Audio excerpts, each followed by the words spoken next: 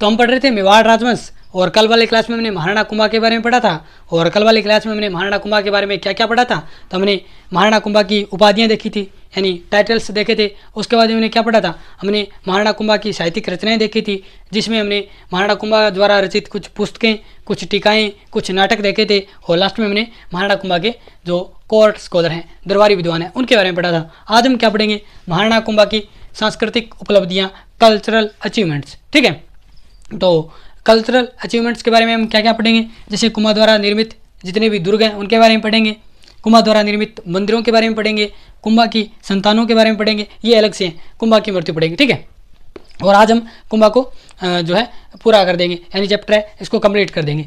और सबसे पहले हम पढ़ेंगे कुंभा द्वारा निर्मित दुर्ग। अब आप सोच रहे होंगे कि विजय स्तंभ मैंने क्यों नहीं पढ़ाया, विजय स्तंभ का कहीं नाम ही नहीं दिख रहा है आपको। तो विजय स्तंभ और जैन कृति स्तंभ दोनों हम पढ़ेंगे सेपरेट वीडियो में, और 10-12 मिनट का वीडियो बनेगा, उसमें हम सारी चीज़ें हैं वो कवर करेंगे, विजय स्तंभ और जैन कृति स्तंभ। ठीक है, क्योंकि अगर मैं विजय स्तंभ और जैन कृति स्तंभ दोनों को यहाँ पे ऐड कर लूँ तो ये क्लास काफ़ी लंबी हो जाएगी, फिर आपको ये अच्छी नहीं लगेगी, आप बोर होंगे। ठीक है, तो इससे अच्छा है कि हम विजय स्तंभ और जैन कृति स्तंभ को अलग से पढ़ दें। तो आज हम क्या पढ़ेंगे, कुछ कुंभा की सांस्कृतिक उपलब्धियाँ, जिसके अंतर्गत कुंभा द्वारा निर्मित दुर्ग। ठीक है, सबसे पहले ये पढ़ते हैं। तो अब मैं कहूँ कि कुंभा ने बहुत सारे दुर्ग मेवाड़ में बनाए थे। अब उन सारों के बारे में तो नहीं पढ़ सकते, बल्कि जो कुछ मुख्य दुर्ग हैं, प्रमुख दुर्ग हैं, उनके बारे में पढ़ेंगे। और आप सभी ने देखा होगा, सॉरी देखा क्या होगा, आपने सुना होगा कि श्यामलदास ददवाड़िया,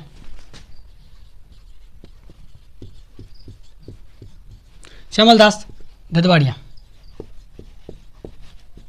राइटर हुए हैं, उन्होंने एक पुस्तक लिखी है वीर विनोद। और वीर विनोद है, इस पुस्तक में उन्होंने कहा है कि मेवाड़ में जो 84 दुर्ग हैं उनमें से 32 दुर्ग का निर्माण किसने करवाया, कुंभा ने करवाया। ठीक है, तो याद रखिएगा, कई बार ये क्वेश्चन आता है कि श्यामलदास की पुस्तक वीर विनोद के अनुसार मेवाड़ में 84 दुर्गों में से कुंभा ने कितने दुर्गों का निर्माण करवाया, तो ये 32 दुर्गों का 32 दुर्गों का निर्माण करवाया था। ठीक है, इसके बाद में देखिएगा, कुंभा को राजस्थान में स्थापत्य कला का जनक कहा जाता है, यानी स्थापत्य कला का जनक, स्थापत्य कला का जनक कहाँ पे, राजस्थान में। ठीक है, कौन, कुंभा। और इसके अलावा याद रखिएगा, जो स्थापत्य कला का स्वर्ण काल है वो भी किसका टाइम है, वो भी कुंभा के काल का है। यानी जिस प्रकार हम पढ़ते हैं कि भारत में स्थापत्य कला का स्वर्ण काल सांझा का काल माना जाता है, उसी प्रकार राजस्थान में स्थापत्य कला का स्वर्ण काल किसका समय माना जाता है, महाराणा कुंभा का समय माना जाता है। ये जानकारी याद रखिएगा।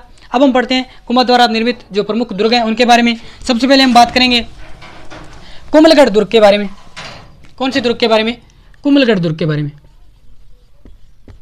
कुंभलगढ़ दुर्ग कहाँ पे है, राजसमंद में। निर्माण किसने करवाया, महाराणा कुंभा ने। क्यों करवाया, अपनी पत्नी कुंभल देवी की याद में। ठीक है, उसके बाद में इस दुर्ग के कुछ उपनाम देखते हैं। जैसे इस दुर्ग को मेवाड़ मारवाड़ सीमा का प्रहरी कहा जाता है। क्या कहा जाता है, मेवाड़ मारवाड़ सीमा का प्रहरी। जैसे ये दुर्ग है वो मेवाड़ और मारवाड़ की सीमा पर स्थित है। और एक फैक्ट और मेरे याद आ रहा है, इंटरेस्टिंग बात है, वो मैं आपको बताता हूँ। जैसे ये क्या है, ये इधर मारवाड़ की बाउंड्री है, उधर मेवाड़ की बाउंड्री है। और मेवाड़ में आप सभी जानते हैं क्या है, पहाड़ी क्षेत्र है। और ये क्या है, मारवाड़ जो कि मरुस्थली क्षेत्र है। ठीक है, तो इधर पहाड़ होंगे और पहाड़ पे इधर मारवाड़ और मेवाड़ सीमा पे कौन सा दुर्ग बना हुआ है, कुंभलगढ़ दुर्ग। और ये दुर्ग ऐसे लग रहा है जैसे इसने मारवाड़ की छाती पर तलवार तान रखी है। तो कई बार ऐसा क्वेश्चन आता है कि कौन से दुर्ग के बारे में कहा जाता है कि इसने मारवाड़ की छाती पर तलवार तान रखी है, तो ये कुंभलगढ़ दुर्ग। कौन सा दुर्ग, कुंभलगढ़ दुर्ग। तो ये फैक्ट याद रखिएगा साथ में। अगली देखिए, वो कौन सा उपनाम है इसका। अगला उपनाम है कि इसे मेवाड़ की संकटकालीन राजधानी कहा जाता है। संकटकालीन राजधानी। जिस प्रकार हम पढ़ते हैं कि जो मारवाड़ की संकटकालीन जो राजधानी है सिवाना दुर्ग को कहा जाता था, बाड़मेर को। ठीक है, उसी प्रकार मेवाड़ की जो संकटकालीन राजधानी है वो किस दुर्ग को कहा जाता है, कुंभलगढ़ दुर्ग को कहा जाता है। इसके अलावा कुंभलगढ़ में एक गढ़ और है जिसे बोला जाता है कटारगढ़। और कटारगढ़ में कुंभा रहते थे, यानी कुंभा का निजी निवास था ये। और इस कटारगढ़ को मेवाड़ की आंख कहा जाता है। तो याद रखिएगा, मेवाड़ की आंख कहा जाता है किसको, कटारगढ़ को। कुंभलगढ़ दुर्ग में ये एक गढ़ बना हुआ है। और अब एक बात और याद रखिएगा कि जो कुंभलगढ़ है दुर्ग है, इसमें कुंभलगढ़ प्रशस्ति लगी हुई है। कुंभलगढ़ प्रशस्ति, यहाँ पे गढ़ नहीं लिखा मैंने, कुंभलगढ़ प्रशस्ति ये कब की है? तो ये 1460 की है। और इसके रचयिता कौन है? तो महेश है। कौन है? महेश। तो याद रखिएगा जो कुंभलगढ़ प्रशस्ति है जो कि विजय स्तंभ चित्तौड़गढ़ में लगी हुई है, उसके जो रचयिता हैं वो अत्रि व महेश दोनों हैं। यानी महेश किसका पुत्र था? अत्रि का। तो दोनों बाप बेटों ने लिखी प्रशस्ति कौन सी रचयिता करी? कौन सी प्रशस्ति के रचयिताकार है दोनों बाप बेटे? वो तो हैं कुंभलगढ़ जो कीर्ति स्तंभ प्रशस्ति के, जो कि चित्तौड़गढ़ में लगी हुई है। जबकि कुंभलगढ़ प्रशस्ति के रचयिता कौन है? अकेले महेश, यानी अकेले बेटे बेटे ने इसकी रचना की। ठीक है, इसमें क्या जानकारी मिलती है? इसमें हमें जानकारी मिलती है कि इसमें प्रशस्ति में कुंभा को क्या कहा गया है? इसमें कुंभा को धर्म व पवित्रता का अवतार कहा गया है। धर्म व पवित्रता का अवतार। और साथ में एक और कहा गया है कि कुंभा है वो कर्ण व भोज के समान क्या दानवीर है? क्या दानवीर है? तो याद रखिएगा कुंभलगढ़ दुर्ग के बारे में इतनी बातें। साथ में मुझे एक बात और याद आ रही है कि जो कुंभलगढ़ दुर्ग है उसकी तुलना टोड ने एट्रुस्कन दुर्ग से की है। तो ये भी याद रखिएगा। और अबुल फजल का स्टेटमेंट आप सभी जानते हैं। अबुल फजल ने क्या कहा था कुंभलगढ़ दुर्ग के बारे में? कहा था कि ये दुर्ग इतनी बुलंदी पर बना हुआ है कि नीचे से अगर ऊपर इसकी बुलंदी को देखा जाए तो हमारी जो सर की पगड़ी है वो नीचे गिर जाती है। ये बात अबुल फजल ने की थी। ये स्टेटमेंट भी याद रखिएगा। टोड इसकी तुलना एट्रुस्कन दुर्ग से करता है और इसे मेवाड़ मारवाड़ सीमा का प्रहरी कहा जाता है और इसे मेवाड़ की संकटकालीन राजधानी कहा जाता है। और इस कुंभलगढ़ में एक कटारगढ़ बना दुर्ग है, सॉरी गढ़ है, उसे कटारगढ़ कहते हैं जहाँ पे कुंभा रहता था। और इसे कटारगढ़ को मेवाड़ की आंख कहा जाता है। और इस कुंभलगढ़ दुर्ग में आपकी कुंभलगढ़ प्रशस्ति लगी हुई है जिसके रचयिताकार महेश हैं। और ये बात कौन कहते हैं? तो ओझा। ठीक है, जो इतिहासकार ओझा हुए हैं गौरीशंकर हीराचंद ओझा, वो कहते हैं कि इस प्रशस्ति के जो रचयिता थे वो महेश थे। ठीक है, और इस प्रशस्ति में कुंभा को धर्म व पवित्रता का अवतार कहा गया है और साथ में कर्ण व भोज के समान दानवीर बताया गया है। ये कुंभलगढ़ दुर्ग के बारे में बात थी। दूसरा दुर्ग हम पढ़ते हैं।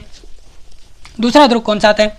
दूसरा दुर्ग आता है, दूसरा क्या, 3 दुर्ग मैं आपको बताता हूँ जो कुंभा द्वारा निर्मित है। और तीनों दुर्ग कहाँ पे है? सिरोही में है। कौन कौन सा? अचलगढ़, और दूसरा बसंतगढ़ या इसको बसंती दुर्ग भी कहते हैं, और तीसरा आपका मचान दुर्ग। ये तीनों ही कहाँ पे है? सिरोही में है। अब देखते हैं अचलगढ़ के बारे में। तो अचलगढ़ जो दुर्ग है ये कहते हैं कि परमार शासकों ने बनवाया था। प्राचीन काल में परमार शासकों द्वारा निर्मित था, लेकिन इसका पुनर्निर्माण कहते हैं कि 1452 में कुंभा ने करवाया था। तो अब याद रखिएगा इसका पुनर्निर्माण करवाया गया, न कि निर्माण करवाया कुंभा ने। ठीक है, अचलगढ़ दुर्ग का बसंतगढ़ या बसंती दुर्ग ये आपका सिरोही में। मचान दुर्ग ये कहते हैं कि यहाँ पे सिरोही में मेर जाति रहती थी। मेरों पर नियंत्रण स्थापित करने के लिए ये दुर्ग कुंभा ने सिरोही में बनवाया था मचान नाम से। ठीक है, तो 3 दुर्ग हैं, ये सिरोही में है। उसके बाद में जो 4 दुर्ग हो गए इस प्रकार कुंभलगढ़ को ऐड कर ले तो ये आता है 5वां दुर्ग भौमट दुर्ग। ये कहाँ पे है? तो ये उदयपुर में है। और ये भीलों पर नियंत्रण स्थापित करने के लिए कुंभा ने बनवाया था। और साथ में लास्ट आता है बेराट या जिसे हम बदनौर कहते हैं, बदनौर जो कहाँ पे? भीलवाड़ा में। यहाँ पे दुर्ग का निर्माण करवाया था। ठीक है, तो 6 दुर्ग हैं कुंभलगढ़ दुर्ग। उसके बाद 3 कुंभलगढ़ दुर्ग जो कि राजसमंद में है। उसके बाद में 3 दुर्ग जो कि सिरोही में। कौन कौन से? अचलगढ़, बसंतगढ़ और आपका मचान दुर्ग। उसके बाद में एक भौमट दुर्ग जो कि उदयपुर में, और एक बेराट या बदनौर दुर्ग जो कहाँ पे? भीलवाड़ा में। ठीक है, 6 दुर्ग है, याद रखिएगा। इसके बाद हम पढ़ते हैं कुंभा द्वारा निर्मित मंदिर। ये मैं मिटो देता हूँ। अब हम पढ़ेंगे कुंभा द्वारा निर्मित मंदिर। 4 मंदिर कुंभा द्वारा मुख्य रूप से बनाए गए थे। जैसे पहला हम पढ़ते हैं कुंभ स्वामी मंदिर या कुंभा स्वामी मंदिर, एक ही बात है। ये वैसे देखिएगा मंदिर जो कुंभ स्वामी मंदिर है ये विष्णु भगवान का मंदिर था। और हमने पढ़ा था कि कुंभा की एक उपाधि थी परम भागवत, क्योंकि ये विष्णु भगत था इस कारण उसने एक उपाधि ली थी परम भागवत। तो इसलिए इसने जो विष्णु भगवान के मंदिर बनवाए थे, बल्कि ये एक जगह नहीं बनवाया था बल्कि 3 जगह बनवाया था उन्होंने। कुंभ स्वामी मंदिर जो कि विष्णु भगवान का मंदिर था, ये कुंभा ने एक तो बनवाया चित्तौड़गढ़ में, एक बनाया कुंभलगढ़ में और एक बनवाया अचलगढ़ में। तो याद रखिएगा कुंभा ने 3 दुर्गों में कुंभ स्वामी मंदिर है वो बनवाए। ठीक है, तो याद रखिएगा पहली बात।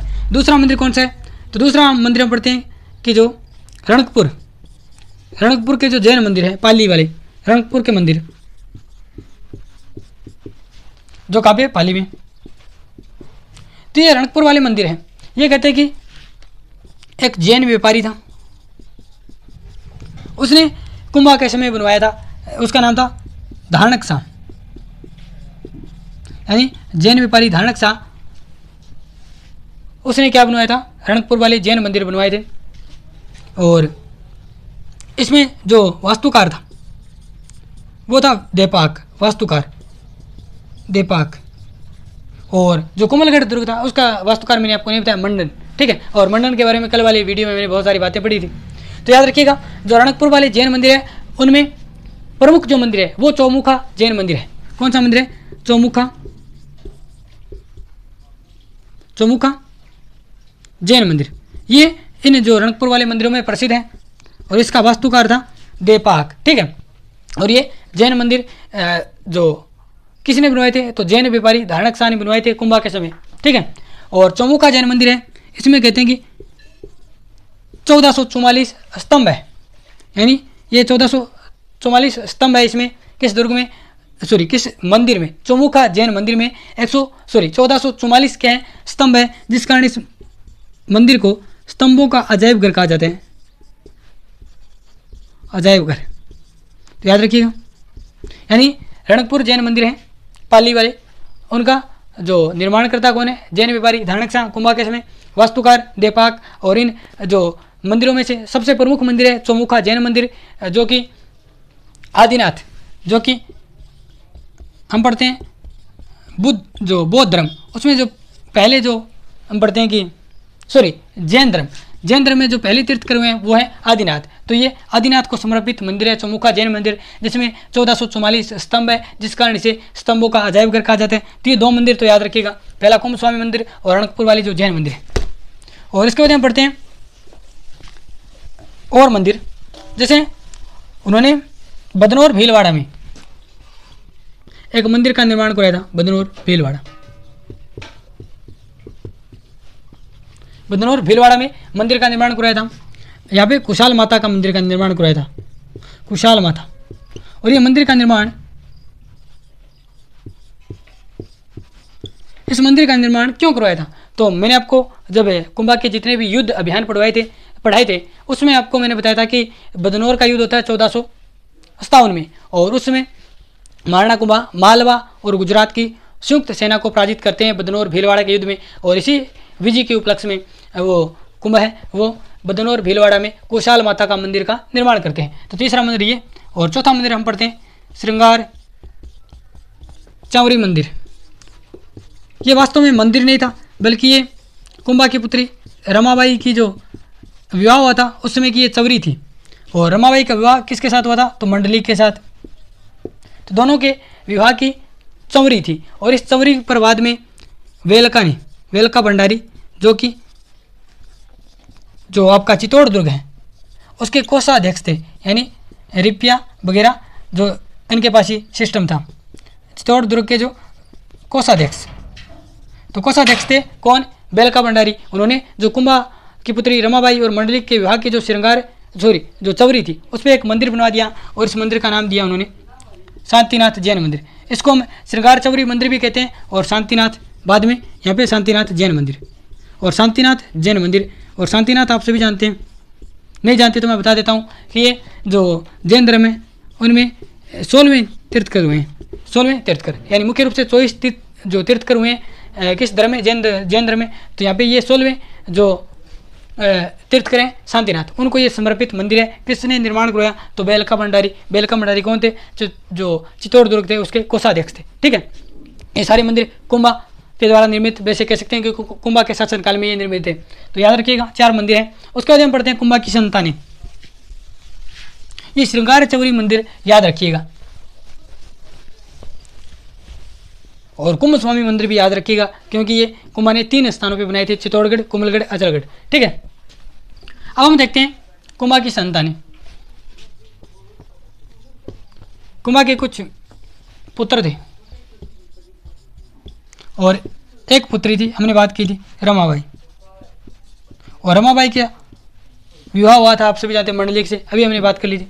और पुत्र थे इनके, एक तो उदा, जिनका नाम उदयकर्ण था, और इसने ही कुंभा की हत्या की थी, और मेवाड़ का पितृहंता इसको कहा जाता है। और एक पुत्र थे इनके रायमल। और हमने पढ़ा था आवल बावल की संधि के समय पढ़ा था कि राव जोधा ने अपनी पुत्री श्रृंगार देवी का विवाह कुंभा के पुत्र रायमल से किया था। तो ये वही रायमल है। आगे शासक बनेगा उदा, उसके बारे में पढ़ेंगे। और इसी उदा ने 1468 में, कहते हैं कि कुंभा को अनुमाद रोग हो गया था। उसके बाद में 1468 में उदा ने जो मामदेव कुंड है, मामदेव कुंड, ये आपकी कुंभलगढ़ दुर्ग में, जो कटारगढ़ के पास यही है मामदेव कुंड, तो वहाँ पे क्या कि उदा या उदयकर्ण ने, उदयपुर लिख दिया मैंने ना, उदयकर्ण के द्वारा कुंभा की हत्या कर दी जाती है 1468 में। और इसी कारण हम जो उदा है या जो उदयकर्ण है उसको हम मेवाड़ का पितृहंता कहते हैं। तो आज हमने ये पढ़ा कुंभा की सांस्कृतिक उपलब्धियाँ। और कल वाले वीडियो में मैं आपको विजय स्तंभ और जैन कीर्ति स्तंभ का सेपरेट वीडियो है वो करवाऊँगा। और वीडियो आपको कैसा लगा कमेंट बॉक्स में ज़रूर बताइएगा। धन्यवाद।